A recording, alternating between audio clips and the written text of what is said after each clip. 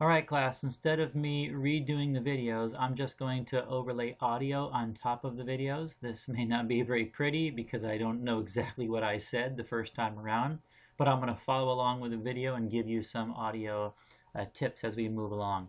The first thing is, the essential question is, what are the properties of triangles inscribed in a circle?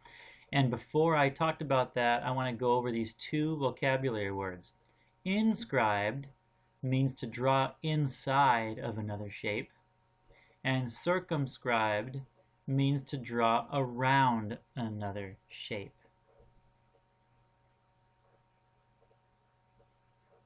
And the way I remember this is the word inscribed starts with the two letters in, and that means inside. So when you see the word inscribed, it means the shape is inside of another shape. Circumscribed means to draw, or it's drawn around a shape. So if you were to just sketch a little circle in your flip book and then go ahead and draw a triangle inside of the circle, so I'll draw one for you. So we got a triangle inside of a circle. Then we could say, class, that the triangle is inscribed in the circle. The triangle is inscribed in the circle because it is inside of the circle. And when a shape is inscribed, the vertices need to be touching. So you see all three vertices are touching the circle. The circle is circumscribed around the triangle. So depending on your perspective, if you're looking in terms of the triangle is inside the circle, so it's inscribed. The circle goes around the triangle, so it is circumscribed around the triangle. You need to know those two words as we're talking about objects inscribed inside of a circle. So back to our examples. In our first column, we're going to look at the properties of triangles that are inscribed in circles. So in the first example, we're going to go ahead and draw a triangle inside of this circle. You don't have to draw it, again, exactly the way I am. Just go ahead and put one inside or inscribed in the circle. That means all the vertices need to be touching the circumference or touching the circle. So there's my triangle. Now what I want you guys to remember is, we learned this actually in today's class, that when you see a triangle inscribed in a circle, I want you to think of it as three inscribed angles. Angle A, angle B, and angle C. If you look at these as inscribed angles, you can apply the properties of inscribed angles to find missing arc measures or missing angles.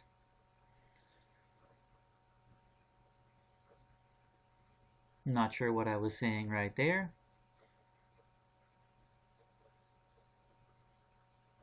So you can see these are three inscribed angles that happen to connect together to form a triangle. So now let's put in the data that we know. The question says if the measure of arc BC is 90 degrees, so I'm going to go ahead and label that. There's arc BC, 90 degrees, and the measure of angle BCA is 50 degrees. Then the question says, what is the measure of AB, arc AB? Well, look, ACB or BCA is an inscribed angle. If that angle measure is 50 degrees, then we're going to multiply that by 2 to get the measure of arc AB. So since the measure of BCA is 50 degrees, then we know the measure of arc AB is 50 times 2, which is 100 degrees. And I'll go ahead and write that down. I think I'm going to write that down here. Measure of arc AB should be 50, or 2 times 50, which is 100 degrees. So there's our first one. Notice as I solve the problem, class, I label the diagram because you never know whether you're going to need that information to solve something else. Now we're looking at the measure of arc AC.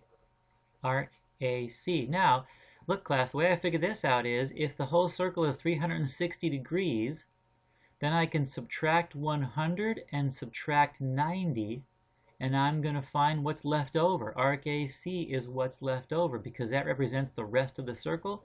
Put that in your calculator, that's 170 degrees. We just found the measure of arc AC.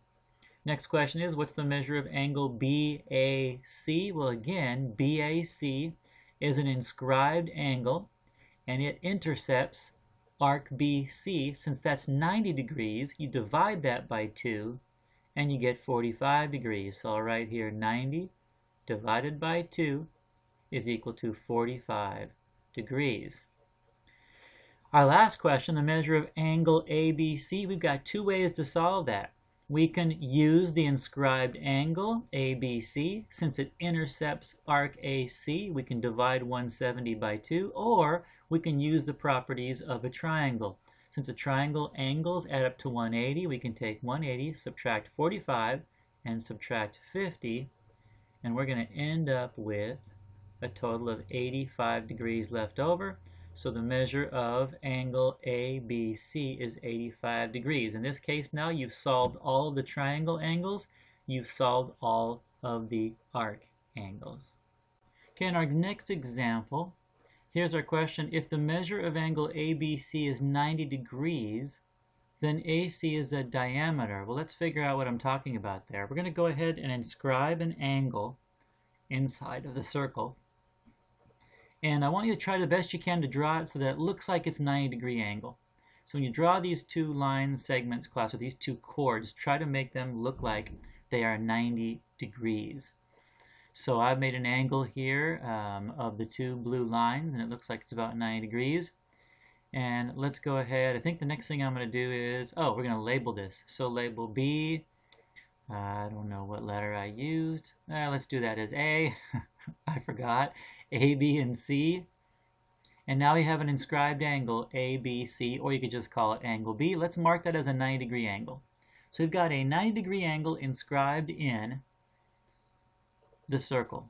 And what this tells you, class, is that if you have a 90-degree angle inscribed in a circle, then the hypotenuse is going to pass exactly through the middle of the circle, which tells us that that hypotenuse is a diameter. And I can tell you can draw a 90-degree angle anywhere you want inside of a circle. It will always have a hypotenuse that is a diameter of the circle. So if you see the text below, it says, if you inscribe a right angle in a circle, the intercepted arc must be 180 degrees. Think about it. If you got a 90-degree inscribed angle, then the intercepted arc is 2 times 90, which is 180 degrees. And because of that, that's a semicircle. A semicircle is made by a chord, which is the diameter. So AC, arc AC, will always be, in this case, 180 degrees. And here's our math to prove that. The measure of arc AC is 2 times the measure of angle ABC. That's 2 times 90, which is 180. And since 180 degrees is a semicircle, the hypotenuse of triangle ABC must be a diameter of the circle. So class, as you're working with circles, if you see a right triangle inscribed in a circle, you can always know that the hypotenuse is a diameter. If I had given you the length of AC was 10, you would know the hypotenuse is a diameter, so the diameter of the circle is 10. In our final example, we've got another circle, and in this circle, class, I want you to inscribe a quadrilateral. Try to make it similar to what I've drawn here, but it doesn't need to be perfect. We're going to put a quadrilateral inside a circle. And here's what I want you to see about a quadrilateral. Let's view it just as 4 inscribed angles that happen to connect together. Let's label it A, B, C, D. So you've got an inscribed angle A, inscribed angle B, inscribed angle C, inscribed angle D. And here's what I want you to write. Because of the properties of inscribed angles, if you inscribe a quadrilateral or 4-sided figure in a circle, the opposite angles must be supplementary, which means they add up to 180 degrees. So in this diagram, the measure of angle A plus the measure of angle C equals 180 degrees, and the measure of angle B plus the measure of angle D also add up to 180 degrees. And the reason this is because look at inscribed angle A. It intercepts arc DCB. Inscribed angle C intercepts arc DAB. Well, those two arcs, if you add them together, are the full circle, which is 360 degrees. That means that the two angles, A plus C, have to add up to half of that. That's the rules of inscribed angles. So that would be 180 degrees. So again, you know, class, when you see any quadrilateral inside of a circle, the opposite angles must be equal to 180. So in this case, if the angle A measure was 70, then the angle C measure would be 180 minus 70.